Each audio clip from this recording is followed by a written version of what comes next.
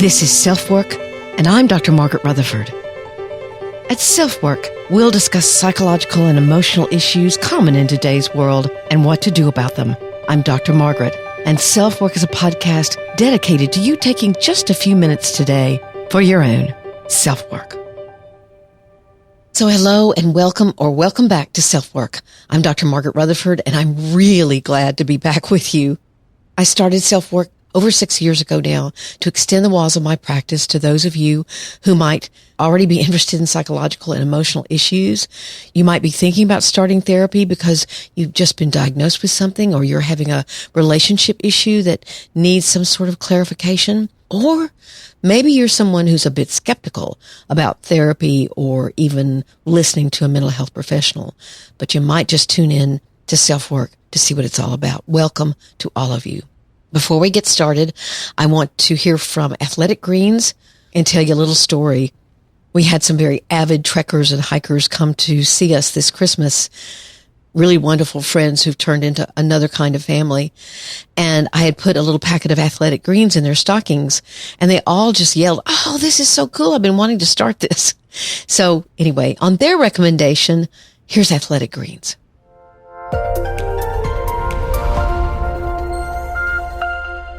What better time than now to decide that you're going to do something for yourself in 2023 that will only add to your sense of well-being, where you can begin every single day with an act of true self-care, not a bubble bath, not even a therapy session, but by drinking one glass full of 75 high-quality minerals, vitamins, probiotics, adaptogens, and whole food source superfoods, which support everything from your gut to your immune system to your energy level. I use it every day and love this habit because if you're like me, self-care can get lost in a day full of kids, work, meals, and whatever else comes along. AG1 knows that people who listen to Self-Work are seeking to make their lives better. So Athletic Greens is going to give you a free 1-year supply of immune-supporting vitamin D and 5 travel packs with your first purchase. Become your own green machine in the first hour you're up and around. All you have to do is visit athleticgreens.com/selfwork. Again, that's athleticgreens.com/selfwork to take ownership of your health in 2023 and pick up the ultimate daily nutritional insurance.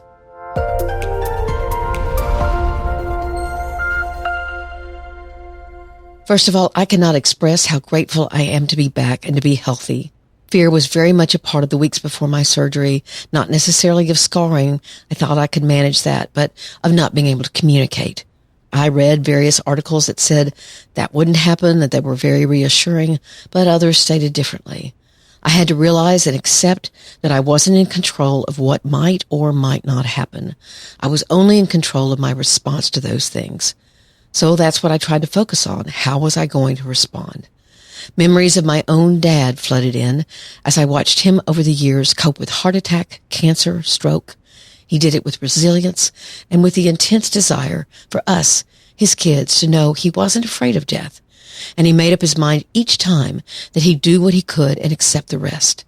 So I did my best to emulate him. After all, I had my own grown son by my side watching me, so I tried to be like my dad. So many of us want to start fresh in a new year. Maybe you, like me, are facing something that you need support to handle. Or maybe you have old wounds that are still bleeding under the surface and need to be healed. Starting fresh can mean beginning a relationship with a therapist. And BetterHelp easily provides that therapist for you, and one that fits your schedule and your lifestyle. Let's hear a savings offer from them before we go on.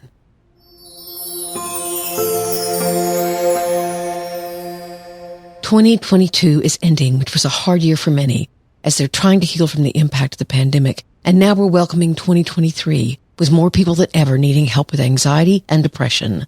The most common problem I hear from those seeking therapy is how hard it is to find a therapist. BetterHelp solves those problems. After you make the first contact, their standard is to offer names of therapists to you in less than 2 days. And you can talk to them in a first session to see if it's a good fit. If so, you're on your way. But if not, rather than going through an awkward call or email, you simply let BetterHelp know, and they'll ask what it was you didn't like and find someone else for you. You can text, chat, or talk virtually. All of those avenues are open to you. I'm a therapist because I got good therapy. I know how much of a difference it can make. I reached out, and so can you. Here's BetterHelp's offer for SelfWork listeners. 10% off your first month of sessions if you use this link. BetterHelp.com/selfwork. There's never a better time than today to reach out and get help. BetterHelp.com/selfwork.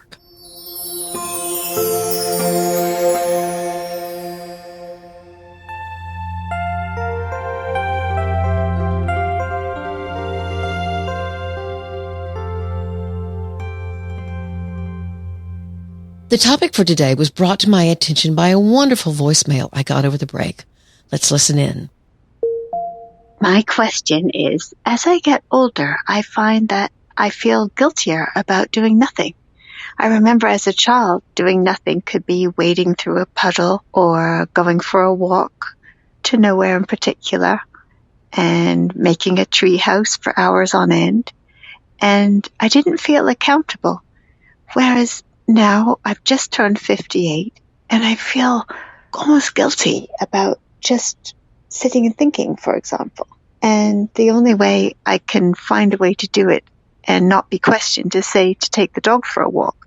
And now 2 dogs, both very active border collies, so this is helpful in a way. So my question is, how do you enjoy doing nothing again, the way we did as children?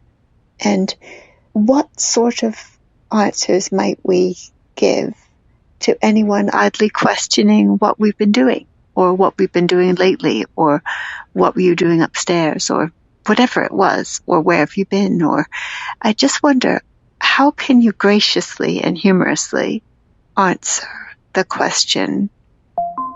This listener was talking about guilt she felt, but her confusion about why. Why doing nothing, hanging out, filling time with seemingly purposeless activity? Why, as an adult, was she struggling with guilt over that? Why did she feel guilt when someone asked her the question, what you been doing? Was she wasting time? So we're going to divide our discussion into 3 potential sources for this guilt. First, self-reproach. Second, fear of the judgment of others. And third, what in the research is interestingly called time anxiety. Let's start with self-reproach, which is a fancy word for beating yourself up. This is tied into the belief that seemingly directionless behavior, or a choice to relish the process of being rather than striving toward a goal, is a problem. As she points out, many of us didn't have that kind of guilt when we were children.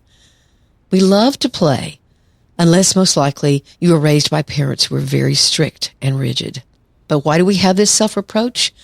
Because for so many of us, achievement, getting something done, has become the gold standard of measuring our value. There's an Instagram post that's just come out that's gotten almost 700,000 views and 29,000 likes that says, I am pleased to announce that I am no longer behind on everything. I didn't catch up. I just decided that where I am isn't behind. I love that. It's by Kate DePalma, if you want to check it out. You can hear that the first way she was assessing herself was with self-reproach. You're behind, you're behind. Then she just stopped and said, wait a minute. What do I mean I'm behind? What if I change and instead of focusing on the goal or the end, I focus on the journey? And that means where I am is where I'm supposed to be. This kind of change of perception, this permission, is exactly what I'm talking about. So this listener may be in a similar place with herself, that maybe she or you aren't quite sure of how to assess where you are in life. Am I behind? Am I ahead? Am I doing with my life what I should be doing? So as I write this, I hear my own inner voices of shame saying, now, Margaret, do you really want to encourage people to not reach goals? Shame on you. That's not what I'm saying. That's way too black and white. If you reach a goal, if you do something you put a lot of hard work into and you get there, good for you. I hope you celebrate. That can build a sense of competence. And then can you breathe into that space and feel proud without looking around for the next goal, the next achievement? Maybe you could spend a bit of time not doing, but being. Here's a quick example. I had a patient who'd become very ill, so much so that she'd had to stop traveling to speak around the world about her expertise. She could no longer teach. Her pain could be excruciating on some days. She came to me because she said, I don't feel that I have any value anymore. My life's work has been taken from me. We did lots of grieving work, but then one day she came in and told me she figured something out. My goals have changed. They've been taken away from me. I have to accept that. But what I do have control over is how I greet my husband when he walks in after work. I have control over what I plant in my garden. I have control over how much I allow this disease to govern my mood. I learned so much from her. And if you hearken back to what I was saying in the intro about my own situation, you'll hear I tried to adopt the same attitude. So, self-reproach for not doing. Think of it in a healthier way. Think of the word balance. When you want a balance of doing, setting goals and getting there, of doing things that help you gain a sense of competence without being self-reproachful for not doing that 24/7. So you can say, I love getting certain things done, and I want to balance that with honoring if I'm tired or I need a break. Sometimes I need to be and not just do. Now, self-reproach has its place. When you do something snarky or mean, then feeling self-reproach hopefully helps you apologize or make amends. It helps you be a better, more responsible person. But to use it to bludgeon yourself for simply hanging out, I don't think so. So now we're going to talk about the fear of what others may believe. Are they going to be seeing me as lazy or incompetent? And so you can become anxious about that.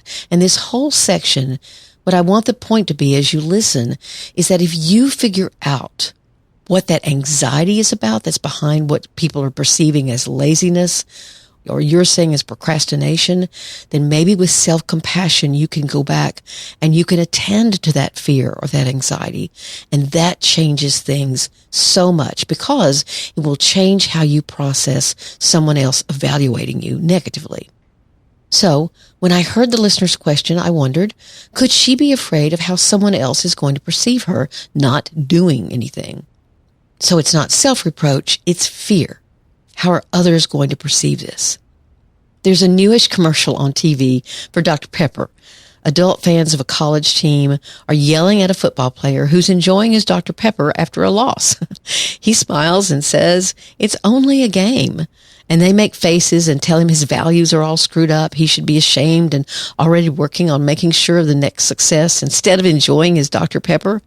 Sadly, I think that's not too far from the truth. You know, we think and we talk very pejoratively about what we perceive as laziness. We call people couch potatoes, slackers. We say they did something half-ass. My college friends and I made up a word for those days that we didn't want to get anything done. The word was pud, and you had to kind of say it like that. Pud. I just want to pud today. The old biblical term for laziness is sloth, and it's actually one of the 7 deadliest sins that was punishable by being thrown into the snake pits of hell after death. So let's talk about what's underneath laziness or procrastination, and that's fear and anxiety. Here are 4 real examples. These are patients of mine. Sarah couldn't open her email for fear there would be bad news. Jason couldn't begin a paper for his college class because it felt overwhelming. Chandra couldn't go to the gym because she dreaded not knowing how to work the machines. And Alex, she couldn't order food at a drive-thru because she was too anxious that she'd sound silly. Now, you think these things are silly? That obviously these people's lives couldn't be productive or successful, and actually, all of these folks had wonderful families, great careers. What existed were pockets of anxiety. There were certain things that overwhelmed them, and they were panicking about those things. So let's talk about what could be underneath procrastination. First, could it be avoidance? Let's take Sarah's case. Sarah had actually had trouble with the IRS in the past due to not paying her taxes for several years. So her fear about opening mail was completely connected with that emotional trauma, which was re-triggered when official-looking envelopes arrived. She wasn't simply putting things off. She had been highly traumatized, so that was where her work was, to try to understand the trauma and the fear. Jason? It turns out he had ADHD. So his problems with not starting something which was so overwhelming to him was because he needed help with focusing. He did start medication, and in therapy, we came up with some ideas to help him get organized. Now, what about Chandra, who couldn't go into the gym? She'd actually had helicopter parents. She hadn't been allowed to make mistakes because her parent had accomplished those unfamiliar to me tasks. But she didn't learn how to problem solve or develop her own sense of self-competence. She'd never been allowed to navigate unfamiliar territory and to be able to regulate her feelings about looking stupid. You could also have this if you were abused as a child or heavily criticized, so you want to stay invisible. You are afraid of seeming as if you are making a mistake because all of a sudden you feel like there's a huge light shining on you. I hope that you can hear that going back with this kind of compassion toward yourself helps you understand and then begin to change your behavior. And what about Alex? She expected perfection. And so she was terrified of looking or sounding as if she wasn't in perfect control. So she was afraid, again, she'd make a mistake in ordering a hamburger.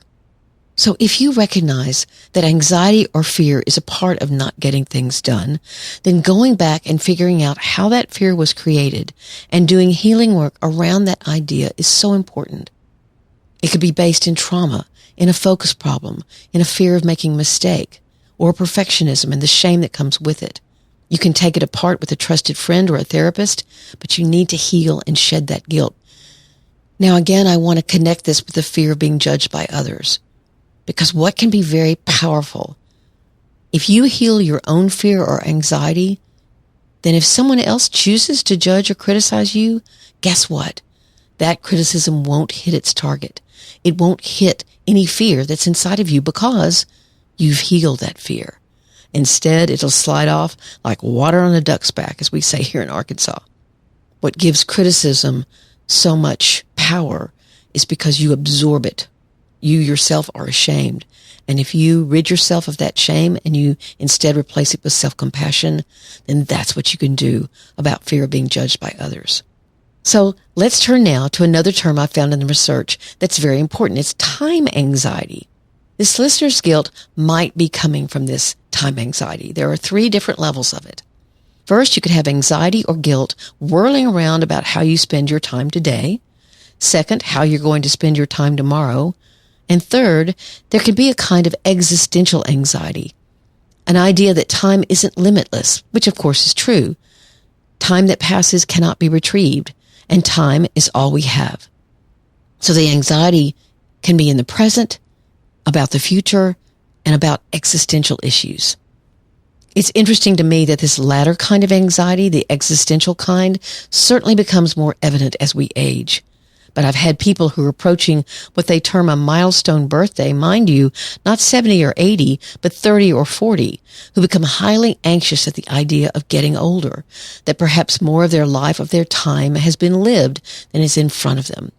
And how do they make sure they squeeze out all the fun or meaning or income or experience, whatever their particular value is, as they try to distract themselves from the ambiguity that is mortality? After all, what is a midlife crisis but existential anxiety? Now, this is probably a podcast episode in and of itself, so we'll leave that for now. But what can you do about time anxiety? Whether it's about today, tomorrow, or the unknown future. In your show notes, you'll have a link to this article. It's by Clockify, and I loved this idea that they came up with.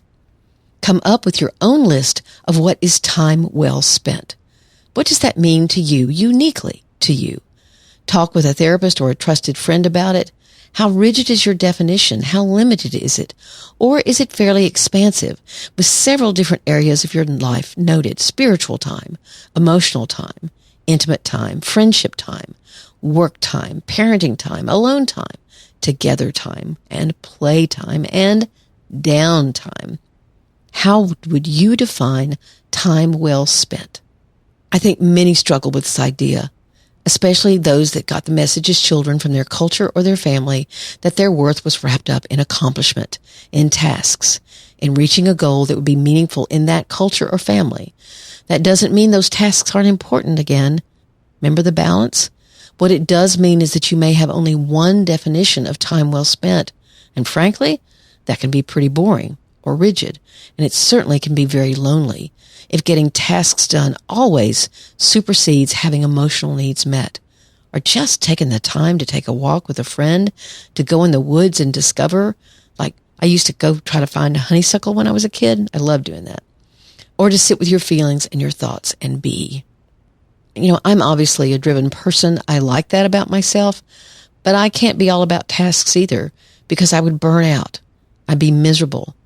So sometimes I play, I do very little, I listen to a meditation app, or I write, not an episode, that would be a goal, but just free associate a little.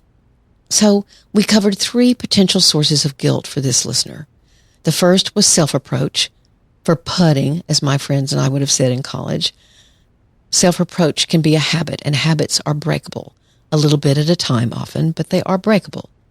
The second source could be the fear of judgment. So how do you handle that? You recognize first whether anxiety or fear is at the base of your choice or non-choice. And if you heal your own fear, then the judgment of others will mean far less to you because it won't hit its target. And last, make a list of what you consider time well spent and see how well that is scattered through the many things that are important to you, your many values, that all of that can be considered and defined as time well spent. Now, that list may change and in fact will change as a result of your own growing maturity and knowledge. That's okay. And if, by the way, you've been listening to this podcast and someone says, "Hey, what you been doing?" Say, "Well, I listened to a podcast about how to handle questions about not doing too much." I hope you now have an answer.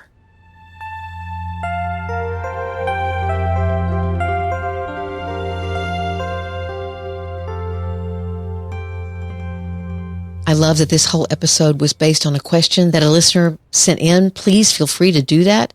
Either you can write me an email at askdrmargaret@drmargaretrutherford.com, or you can use the SpeakPipe feature. That's in your show notes. You can also find it on my website. I've got a couple of opportunities that I want to take a little time to tell you about. First, I'm starting a study group beginning in February for anybody who wants to study the book Perfectly Hidden Depression with me. So far, I think about 50 people have said they were very interested, and this is how you would tell me you're interested. You would have to join my Facebook group. Now, that's a closed group, meaning the only people that can see that would be people that are also in the group. And you can join that group by going to facebook.com/groups/selfwork. That's facebook.com/groups/selfwork, because that's where I'm going to be organizing things, talking about when, where, how, all that kind of thing. So please join the group. And then, of course, you would have to buy the book. And I would recommend the paperback because of our focus on the exercises. That study group will hopefully begin in February. So if you're interested, jump on board. I also have a message for those of you who might wonder, gosh, what would it be like to be in therapy with Margaret? Or you just have never heard a therapy session before and you're curious. Well, there's a new app called MeoMind, MEOMIND, and they have real clients talking to real therapists in recorded therapy sessions that you can listen into for free. And they've asked me to be one of those therapists.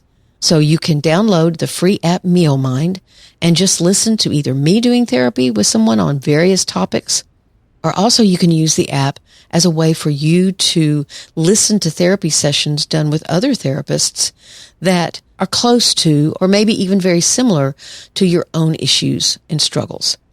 I think it's a wonderful app, and I'm honored and excited about being involved. So that's MeoMind. As always, thank you for being here. Please, if you've read Perfectly Hidden Depression and you enjoyed it, can you leave me a review on Amazon? That would be wonderful. Or certainly for SelfWork. I need you to subscribe wherever you're listening, certainly at Apple Podcasts. And then leave me a review. If you like the fact that I'm back and that I can communicate, I'd love to be able to read your good wishes and your thoughts about self-work. That takes like 2 seconds and is very, very appreciated. You can also go to drmargaretrutherford.com and subscribe there. And if you do, you'll join a group of about 8,000 or 9,000 folks who receive a newsletter every week from me that has my weekly podcast as well as a weekly blog post, and just gives you information like the MeoMind and the study group and that kind of thing. So again, that's drmargaretrutherford.com. Okay, those are all my announcements. Thank you as always for being here. Thank you for your kind words and kind thoughts and kind prayers. Please take very good care of you, of your family, and your community. I'm Dr. Margaret, and this has been SelfWork.